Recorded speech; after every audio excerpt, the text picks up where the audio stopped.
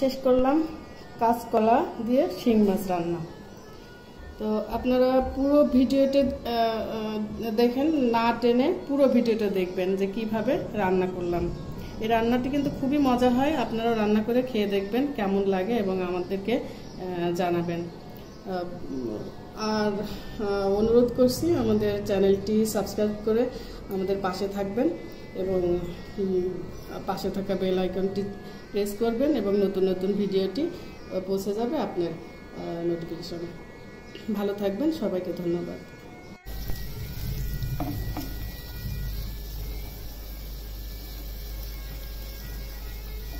কলা দিয়ে শিং মাছ রান্না করতে হলে শিং মাছ একটু ভেজে নিতে হয়, তাই আমি একটু ভেজে নিলাম। প্রথমে আমি কড়াই গরম হওয়ার পরে তেল দিয়ে দিচ্ছি। তরকারিটা পাতলা ঝোল হবে। একটু জিরা ফোড়ন দিয়ে দিলাম।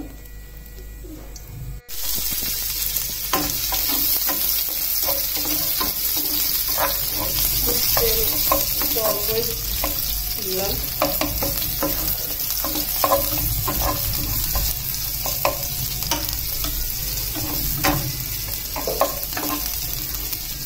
পেঁয়াজটা বাদামি হলে তারপরে সব মশলা একে একে দিয়ে দেবো।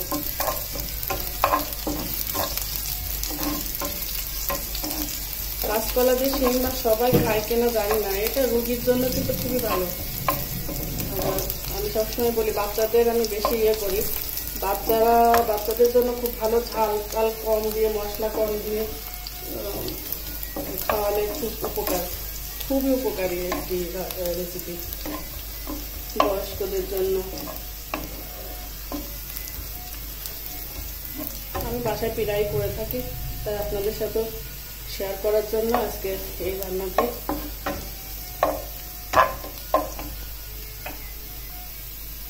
মশলা দিয়ে দিচ্ছি।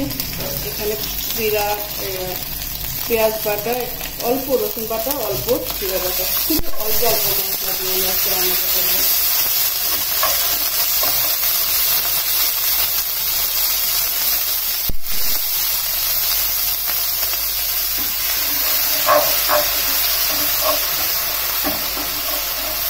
এটা পাতলা ঝোল হবে, এই জন্য অল্প মশলা দেবো।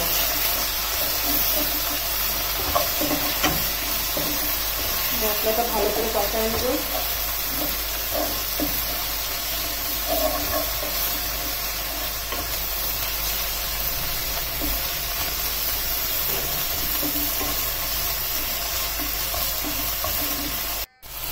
এটা হয়ে গেছে মশলাটা। এখন গুঁড়ো মশলাগুলো সব দিয়ে দেবো। এখানে আছে মরিচ গুঁড়ো, জিরে গুঁড়ো আর ধনিয়া গুঁড়ো, সবগুলো একসাথে দিয়ে দিচ্ছি।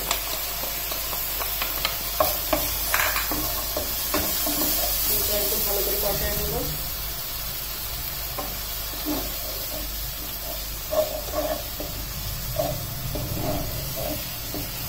কাঁচামরিচ বাটা দিয়ে করলে বেশি ভালো হয়। আমার কাঁচামরিচ বাটা আজকে নাই, এই জন্য আমি সামান্য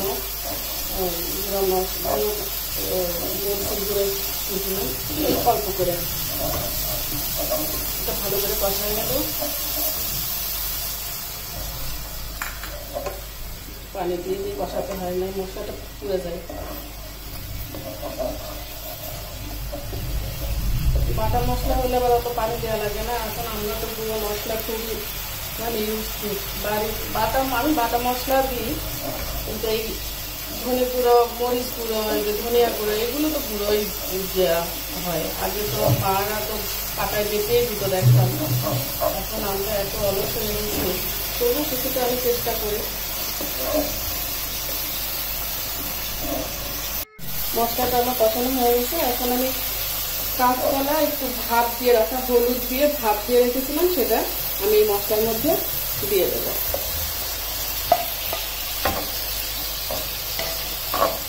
কলাটা খুব ভালো করে কষাবো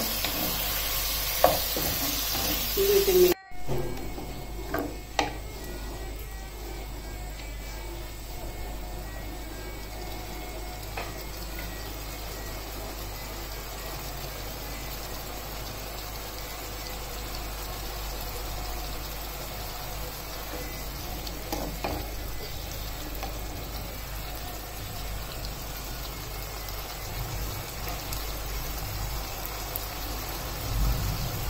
লবণ দিয়ে দিলাম, সামান্য দিয়েছিলাম, আবার আর একটু দিলাম।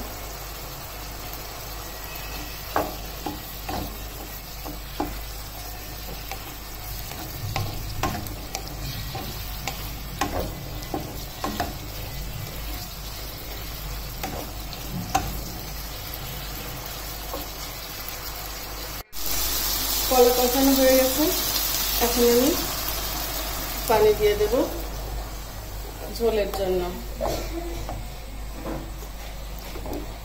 ঝোলটা ফুটে উঠলে তারপর আমি মাছ দিয়ে দেবো, আরো পরে, আরো 3-4 মিনিট লাগবে এই ঝোল ফুটে উঠতে। ফুটে ওঠার সময় দিই। শিং মাছটা এখন দিয়ে দেব। ঝোলটা ফুটে উঠছে। আমি শিং মাছটা কিন্তু আগে একটু হালকা ভেজে রেখেছিলাম, বেশি ভাজতে হয় না, হালকা ভাজতে হয়। এখন ঝোলটা ফুটে উঠছে, আমি এখন এর মধ্যে দিয়ে দিব, দিয়ে দিলাম।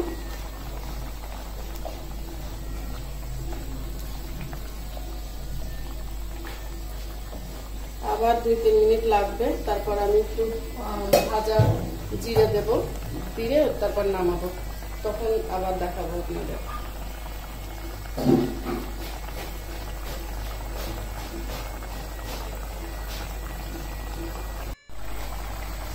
আমি এখানে একটু জিরে ভেজে রেখেছিলাম, ভেজে রাখা বা তার মানে তেলে রাখা যাই বলেন, মানে ভেজে রাখা জিরে গুঁড়ো দিয়ে দেব। এটা একটা ফ্লেভার হয়, খুব সুন্দর একটা ফ্লেভার হয়। কই মাছে, শিং মাছে ভাজা জিরে দিলে ভালো লাগে খেতে। আর 2-3 মিনিট পরে আমি নামিয়ে ফেলবো।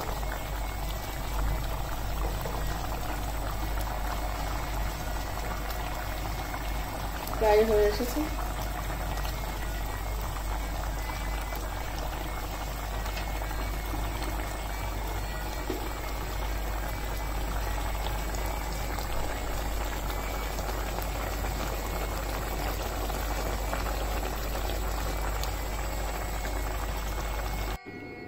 বন্ধুরা দেখেছেন যে আজকে আমাদের বাসায় রান্না হয়েছে কলা দিয়ে শিং মাছ। এটা অনেকটা পথ্য, যারা খুব রোগ শোকে শয্যায় শায়িত কিংবা রোগ শোকে আক্রান্ত রোগীর জন্য এটা খুব চমৎকার উপাদেয় একটি পথ্যের খাবার। আবার বাচ্চারাও খায়, যারা মাছ পছন্দ করে। কলা দিয়ে শিং মাছ এটা খুব ভালো একটা খাবার। হ্যাঁ, চমৎকার হয়েছে। এটা কম তেলে, কম মশলায় কলা দিয়ে, কলা মানে কাঁচকলা দিয়ে রান্না, আর চমৎকার একটি খাবার। আপনারা এটা করে খাবেন। এই ভিডিওটি পুরো দেখবেন, প্রসেসটা বলা আছে, রেসিপিটা দেয়া আছে। আর এই চ্যানেলটি যদি ভালো লাগে, গ্রামীণ এরকম দেহাতি রান্না, গ্রামীণ রান্না পেতে হলে, আপনারা চ্যানেলটি সাবস্ক্রাইব করে রাখবেন। এবং দেখেন এই মাছটিও চমৎকারভাবে সিদ্ধ হয়েছে এবং খুবই স্বাদটিও চমৎকার। তাহলে আজকে খাচ্ছি